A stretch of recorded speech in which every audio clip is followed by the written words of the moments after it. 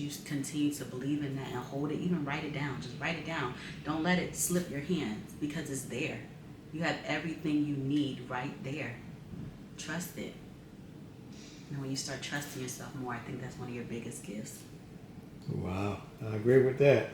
You have to trust yourself. So for aspiring actors watching this, what's your process when you prepare for a casting audition? Like any tips you can share that help you to stand out, like my 1, 2, 3.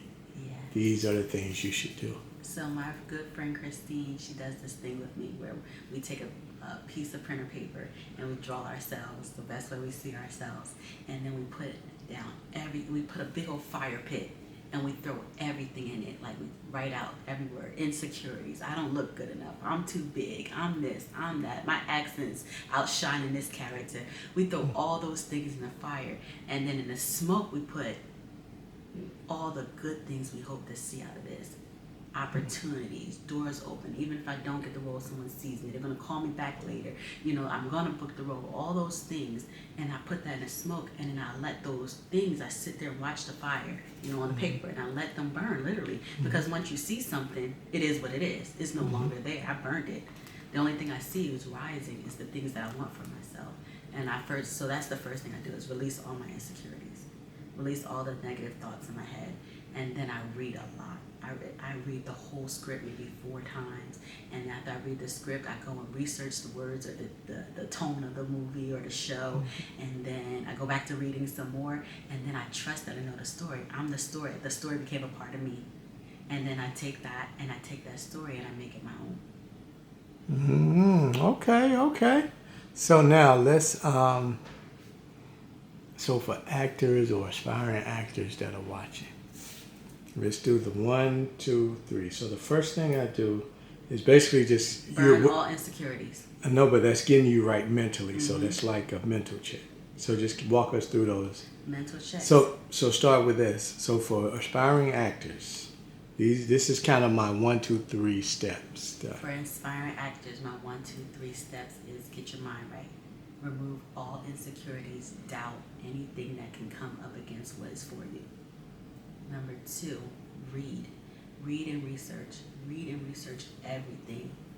And number 3, let it go. Allow yourself to become part of your work. And part of your work is getting your mind right and understanding what you're getting yourself into, understanding your script, understanding the story. All 3 of those combined, you're unstoppable.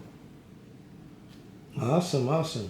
Now, when you're handed a script and a character, how do you mentally and emotionally step into that world of that person? No judgment zone. I don't judge any of my characters at all. Because this is why I always tell my students, they're like, Jarvis, what happens if they ask you to play a crackhead? I'm so here for it. You want to know why I'm here for it? Because I ain't never did crack before. But I have been a fiend over my phone before.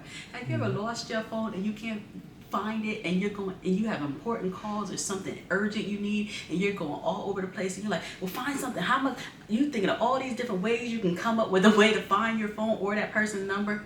I believe that's crackhead behavior. It's very, very addictive behavior. And that's one of the things. Crackheads become addicted, right? So don't lie to yourself and tell you never had addictive behavior. Relate. Put it together. And don't judge, because you can't judge.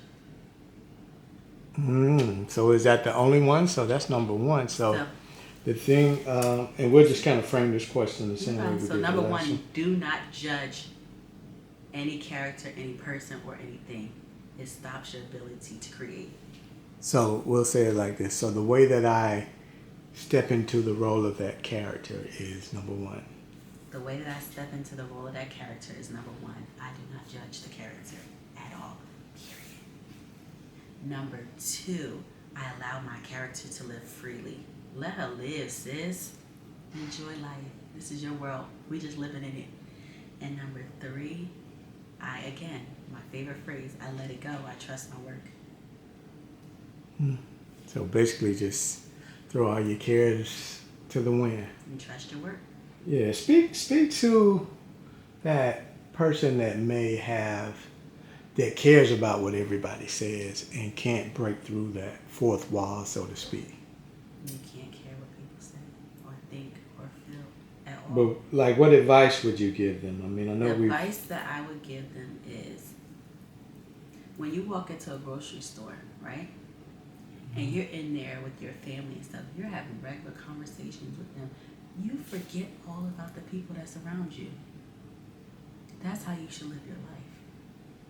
In your own world, focused on what you're doing, pushing that cart or buggy, however y'all say it in Atlanta, or holding that basket. If you're by yourself, what are you doing by yourself? You're not sitting around like, oh, I wonder what if he think this, I wonder if he think that. No, you're in there, you're picking out the things you need. Pick your battles. Don't worry about all the outside noise. Focus on what you're doing because you're filling yourself up. You're filling your cart up. Nobody else is throwing their stuff in your cart. So why are you worried about what they're throwing in your cart? Their opinions and stuff don't matter. It's not ringing up on your bill or nothing. It doesn't get you anywhere. The only thing that you can do is fill yourself up. So eliminate all the noise. That's your best thing. Eliminate all the noise. Speak life into yourself. I love it. Now, Tyler Perry's productions are known for fast-paced sets. What did you learn about professionalism, preparation, and the presence from being on straw? Be prepared. This is what we do this for. Like, I loved it. I'm from up north, so everything is fast anyway. But I feel like it's a different type of lock in. Everybody loves to say, get locked in, until you have 20-something scenes you're doing, right? Or you're having to keep up with Sherry Shepherd and Taraji P. Henson and Tiana Taylor, and I'm only 4 or 5 years in the game. Be prepared. If you're prepared, you can't worry about what no one else is doing, but with the work you did inside of you. So, fast pace, slow pace, whatever pace, you're on your own pace. You want to bring excellence? What does excellence look like for you? Because you're going to move to your own beat. You're going to move to your own drum. And if you do the work, your instrument's going to play like a violin. No matter how fast or slow go, because you got it in you. You have it. You did the removing all insecurities. You did the reading the script 1,000 times. You did the letting it go and letting your character breathe. Mm-hmm. What are you worried about? You got it. That's how I felt on set. Like, and I say this humbly. But I felt like this is all the work you put in. So I can't be surprised or shocked. If people might critique it or pick it apart, okay, good, we're learning. What is life without growing? What is life without, okay, I took that L, what can I learn from that? I'm not perfect. I still got a lot of growing to do. Why can't I grow in that space? That's what I mean by living freely. Allow yourself to grow and excel in the places and spaces you need to. I love it. Good. So was there anything that you learned, though, from working with Tyler? Yes, Tyler is a girl boss. I feel like, I'm really silly, so excuse me. I feel like he's every girl's man. Like, in a sense of, like men cater to you. What do you need? How can I help you? Like, you get that energy on set. What do you need? Y'all have water? Y'all have this? Y'all have that? Oh, make sure they have their shoes. Even when we had to take our shoes off when our feet were hurting, make sure they have slippers. Like, he makes everyone feel so individualized, treated well. He really does. And down to our last meal that we have on set, our ending meal, the lobster and the steak. Like, he really makes you feel individualized. And not too many people can make you feel individualized. And in such a professional working manner. Like, we didn't hear on set, do that again. It's like, you trust that? I'm proud of you. That's how it felt on set. Like, he trusted our work. And I think that every girl, every female, black female, and I feel like every person outside of black female, because I'm a black female, should experience that type of boss. Because we don't get that every day in the workforce. We don't get that every day. Like, I've been a teacher for years, and I can honestly say, I don't know too many principals that really made us feel catered to mentally, and showed us how great we were and our talent. I think that was a pivotal moment for me in my career. It changed how I felt. It brought me so much confidence and peace to know that somebody believes in you so much and caters to you as an artist. that feeling is, yeah, about to break with tears. It was a great feeling. Wow. So the thing that you learned is, what I guess, I want to say professionalism, but I don't think that's the right word. Just being prepared. Just being preparedness prepared. and catering to and how to make everybody feel And bigger. now I feel like I have a standard in a sense. Like, I know what it feels like to be like this, so I'm okay with walking away if things don't feel great. Because a lot of times we want to say, oh, we just stick it out because we need the money, or we want to stick it out because it's an opportunity. But is it okay to say, you know what, after this, I might not want to work on this project or this company anymore? Because I know my value, I know my worth, I know what I bring to set, and I don't want to be coddled, but I do want to feel like a safe work environment where you feel valued, and you feel respected, and you feel like you're supposed to be there. So, you know, in the industry, you're going to run into all types of things.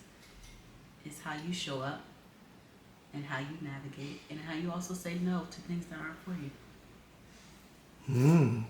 Wow, powerful. So you said you've been acting now for about 4 or 5 years, Well, right? I would say 5.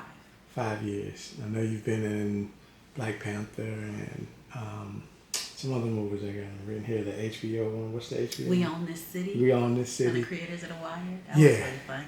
So, like, how did you like dive into it then? Like, what was your what was the thing that said, you know what, I'm gonna try acting? What made you want to try acting? I'm telling you, when a seed gets planted, there's nothing you can do about it. So I worked in a school district that had some money issues, and they had a reduction in force. So we wind up losing our jobs as first-year teachers. It was my first year teaching. And I had just got done my master's degree because I was like, this is where I'm going to be. I'm going to get my master's degree so I teach 5 years and I can be a principal, you know, and get my schoolwork in while I'm teaching. Perfect combination. And I remember saving up all my money to go to my graduation in Phoenix, Arizona for my master's degree, and I had an emergency in Atlanta. My sons were in Atlanta, I had an emergency, and I had to take my last bit of money and spend it to bring them back to New Jersey. And I said, I'm never coming back here. I'm never coming back to Georgia. Ever. And I remember my sister called me and said, because Jamal Bryant was preaching in Baltimore at that time. So I remember my sister saying, hey, I know you can't go to your graduation, you know, but Jamal was coming to church and you should come. And I'm like, I ain't got nothing else to do, whatever. So I remember going to church and I had a card, a debit card, and it had $100 left on it. And I'm not big on sewing ties. This is my truth. Like I said, I'm always about certain things.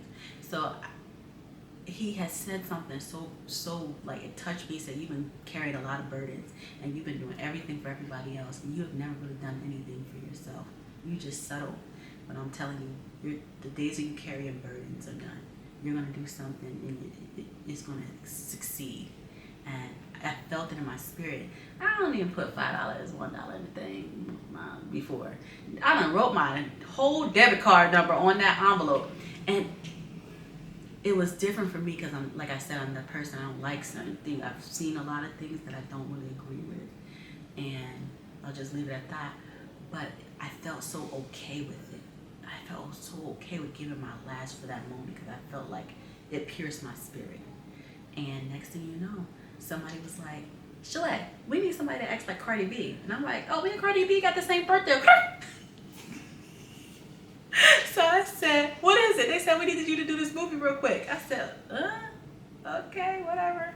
I don't have nothing else to do. I was crying all my tears out. Kids are home and safe, whatever. Summer, we got a job. It's giving Craig and Day. So